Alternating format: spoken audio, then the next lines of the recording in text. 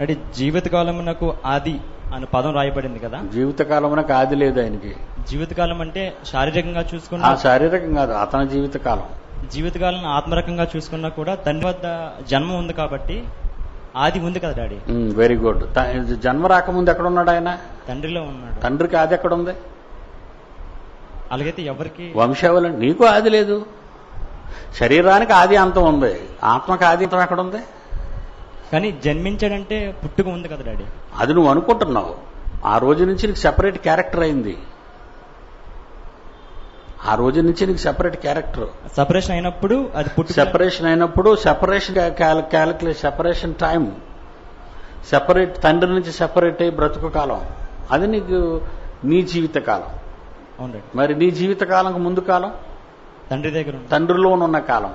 తండ్రిలో ఉన్న కాలం నువ్వు లేని కాలమా, నువ్వు ఉన్న కాలమా? ఉన్న కాలమే. తండ్రి కాలమే, ప్రారంభ కాలమే. ముగింపు లేనివాడు, ప్రారంభం లేనివాడు.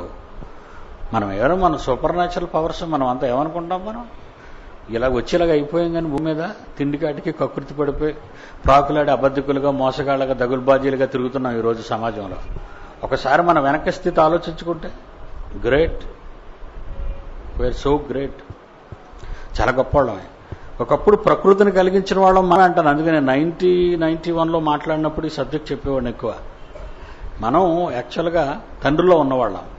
తండ్రి లోకాన్ని సృష్టించినప్పుడు మనం ఎక్కడున్నాం? తండ్రి దగ్గర, తండ్రిలో ఉన్నావా?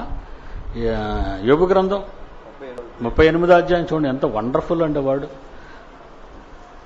యోబు గ్రంథం 38వ అధ్యాయం మొదటి వచనం. యోబు గ్రంథం 38వ అధ్యాయం ముందు మొదటి వచనం చదవండి. జాగ్రత్తగా చదవాలి, ఫాలో అవ్వండి మీరు దీన్ని. యెహోవా సుడిగాలిలో నుండి యోబుతో ఇలా మాట్లాడుతున్నాడు ఆయన. జ్ఞానము లేని మాటలు చెప్పి పొరంబోకి వెదవలు నీ స్నేహితులు. ఆడెవడో ఏదో చెప్తాడు, వాళ్ళ మాటలు మీరు నమ్మకండి. పరిశుద్ధి తెచ్చుకో, నువ్వు నేను అడుగు బిగించుకో. మంచి ప్రశ్న వేస్తాను, దెబ్బతో అదిరిపోతావు. నువ్వు నాకు చెప్పాలి, నేను ప్రశ్న వేస్తాను, నువ్వు నాకు చెప్పాలి. దేవుడు ప్రశ్నలు వేస్తాడట యోబుకి, చెప్పమంటున్నాడు. నేను భూమికి పునాదులు వేసినప్పుడు నువ్వెక్కడ ఉంటివి? నీకు వివేకము కలిగి ఉన్న ఎడలా నువ్వు చెప్పు.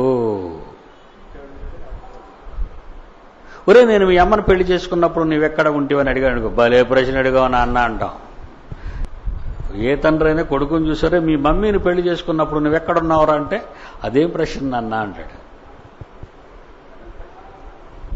అవునా? అవునా? అలాగే దేవుడు అడుగుతున్నాడు ఇప్పుడు. అదేం ప్రశ్న కాదు, ప్రశ్న. ఈ ప్రశ్నలు అడగడం సమాజానికి తెలీదు. ప్రపంచంలో మట్టి మెదడులో ఎవరికి పుట్టదు ఈ ప్రశ్న.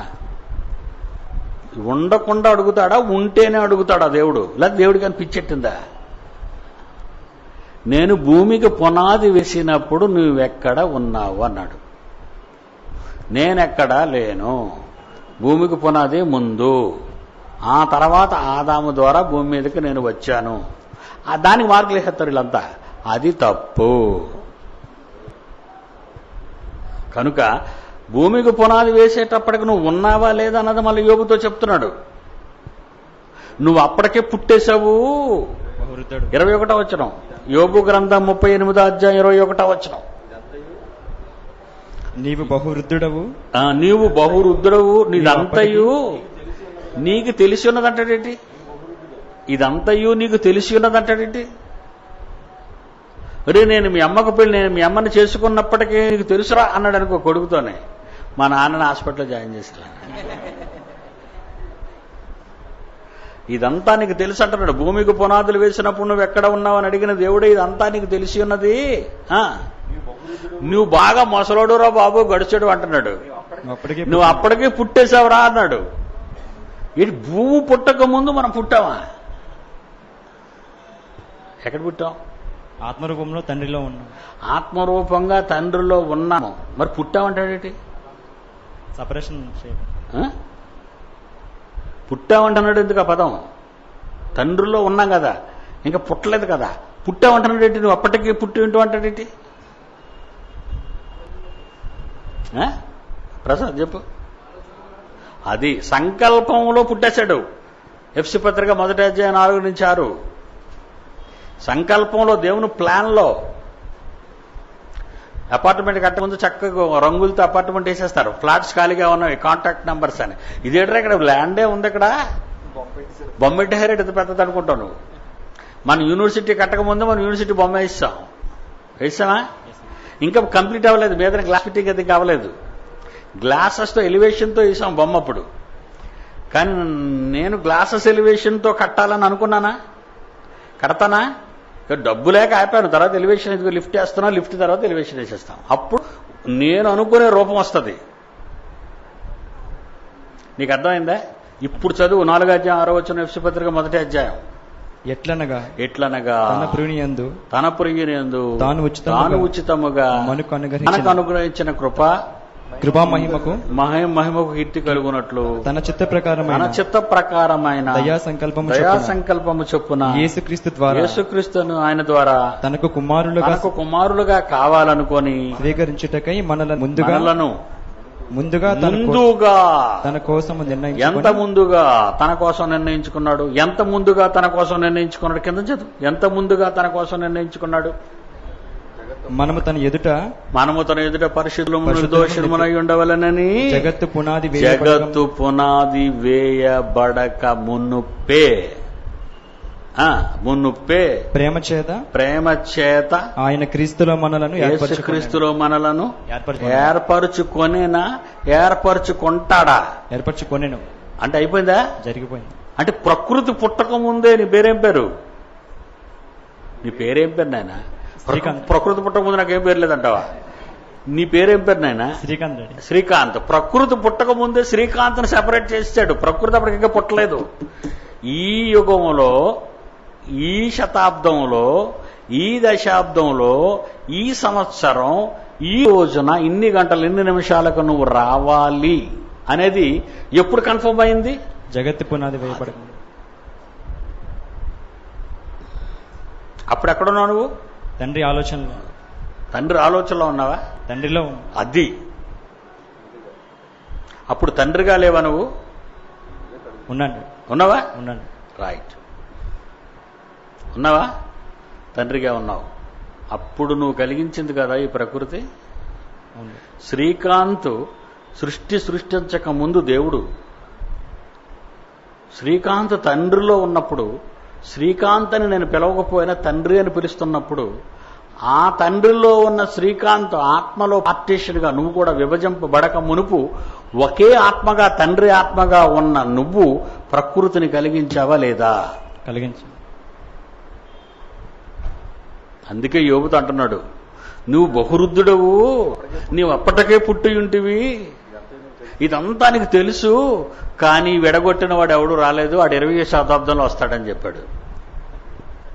నేను ఇది చెప్పినంతవరకు అసలు ప్రపంచంలో ఎవడు చెప్పలేదు ఈ విషయం.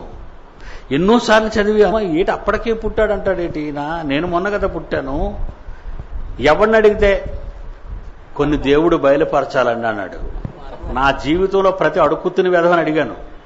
బైబిల్ పట్టుకున్న వెధవలో పండితులు అని పోజులు కొట్టుకుని దరిద్రులు ఉన్నప్పుడు వాళ్ళని వెళ్ళి అడిగేవాడిని, బాబు అయ్యగారు, పెద్ద అయ్యగారు, గురువు గారు, బోధకులు గారు, బోధకుల లంగా గారు, ఈ వెధవలను అడిగినప్పుడు అది ఇంకా బయలుపరచబడలేదు నాయన అంటే వీడికి తెలియదు, నిర్బాగులోడు వీడు.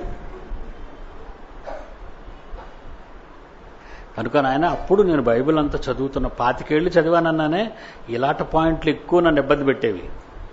అప్పుడు అర్థమైంది నాకు, అంటే మనం ఉన్నామన్నమాట, మనమే కలుగు చేసామన్నాడు ప్రకృతి. మరి ఇక్కడికి వచ్చి 1/2 కేజీ మాంసం గురించి ప్రకృతి పడతామేంటి? ఇక్కడికి వచ్చి చిక్కుడుగా కూర గురించి ఏషవలాగా భ్రష్టత్వం నమ్ముకుంటున్నావేటి? ఇక్కడికి వచ్చి ఆ మేడం చూసి పొంగిపోతామేటి? ఇక్కడికి వచ్చి ప్రపంచ సుందరం చూసి నాలుగు సప్రస్తామేటి? మనం ఎవరు? మనం దేవుని కుమార్. క్రియేషన్ని క్రియేట్ చేసిన ఆయన పిల్లలం. మనం క్రియేటర్స్. నిజంగా అది మీకు అర్థమైతే అద్భుతం. అది అర్థం కాకపోతే మీ అంత ఎరుబాగులోళ్ళు మీరు ఇక బాగుపడరు. ఇది మీకు అర్థమైందంటే గొప్ప సంగతి అండి. తప్పు చేయడానికి తప్పు నేనెందుకు చేయాలి అనాలే. అరే మందు తాగరంటే ఆమె క్రియేటర్. మనిషి క్రియేట్ చేసిన దాన్ని కిక్కు కోసం తాగను, ఇది తాగకుండా నీకు కిక్ ఇస్తాను. ఈరోజు తాగుబోతూ, తిరుగుబోతూ, దొంగ, పొగరబోతూ, హంతకుడుగా ఎందుకు మారిపోయాడో తెలుసా? ఈ సీక్రెట్ తెలియదు వాళ్ళకి. అర్థమైందా? రాజీవ్ గాంధీ వస్తున్నాడని అందరూ పారిపోయేవాడు ఇక్కడి నుంచి. శ్రీపెరబుద్ధుడు వెళ్ళి పేలిపోయాడు ఆ రోజే. రాజీవ్ గాంధీ రాగానే ఇక్కడ ఉన్న వాళ్ళందరూ చాలా మంది పారిపోయారు చూడడానికి. మినిస్టర్ వస్తే పారిపోతారు, సినిమా యాక్టర్ వస్తే పారిపోతారు. వాడిని మనం ఎందుకు చూడటం? వాడు ఒక పనికిరాని వాడు. చూడాలా? మనకంటే గొప్పోడు ఎవడున్నాడు? నువ్వే గొప్పోడివి. లాంటి చూడడానికి వెళ్తావేటి? అధికారం కోసం, పదవుల కోసం ఒక కుర్తుపడిన కంగాళి సన్నాసులు వాళ్ళ దగ్గరికి వెళ్తావేటి నువ్వు? దేవుని కుమారుల ప్రత్యక్షత కోసం ఎవరు చూస్తున్నారట? సృష్టి నిన్ను చూడాలనుకున్నప్పుడు సృష్టిలో ఆఫ్టర్ ఆల్ ఒక రోడ్డు మీద వెళ్తున్న గొట్టంగాన్ని చూడడానికి నువ్వు వెళతావా? మీకు అర్థమైందా? చాలా మంది ఏమంటే మీరు అమెరికా రావాలని. ఎందుకు అక్కడికి నేను అన్నాను? అది రెడ్ లైట్ ఏరియా. నేను రావాలంటే అది అంతా పుణ్యం చేసుకోవాలి. అమెరికా దేశం అంతా నా కాళ్ళు పట్టుకోవాలి. అప్పుడు నాకు మనసుకు నచ్చితే వెళ్ళాలని నేను అనుకుంటే, అక్కడ నా పిల్లలు ఉంటారంటే, వాళ్ళు వింటారంటే అప్పుడు విమానం ఎక్కుతాను అమెరికాకు వెళ్ళడానికి. అబ్బా అమెరికా నుంచి నాకు వీజా వచ్చిందని గెంతుతున్నాడు. నువ్వు ఒక పెద్ద దరిద్రుడు అనమాట. అందుకే ప్రపంచంలో ఎవడ పిలిచినా వెళ్ళడం. ఎందుకు వెళ్ళాలి? నా పిల్లలు మీరు వచ్చారు, మీకు మహాజ్ఞానం నేర్పిస్తున్నాను. ఏ విధమైనా రావాలి. అమెరికా వాడైనా రావాలి, ఇంగ్లాండ్ వాడైనా రావాలి. ఈ Bible open university India international ఎందుకు పెట్టానో తెలుసా? నా తర్వాత తరాలలో ప్రపంచంలో ఎవడైనా ఇక్కడికి వచ్చి నేర్చుకునేదే బైబిల్. అదండి భవిష్యత్తులో జరిగేది. అందుకే యూనివర్సిటీని పెట్టాను. మన గోడ నిండా దేశాల జెండాలు ఎందుకు పడేశారంటే కాపలా కుక్కల్లో పడేశాను అందరినీ. మన గోడ నిండా అన్ని దేశాల జెండాలు ఉంటాయి, ప్రపంచ దేశాల జెండాలు. అవన్నీ మన కుక్కలు. గోడల మీద ఉండే కరెంటు తీగలు, గోడల పక్కన కాసుకునేవి కుక్కలు. అందుకే పడేశాను అన్నింటినీ. ఎందుకు పట్టించుకోను? అంత గొప్పవాళ్ళం మనం అని మీరు అనుకుంటే మీరెంత గొప్పవాళ్ళు ఒకసారి ఊహించుకోండి.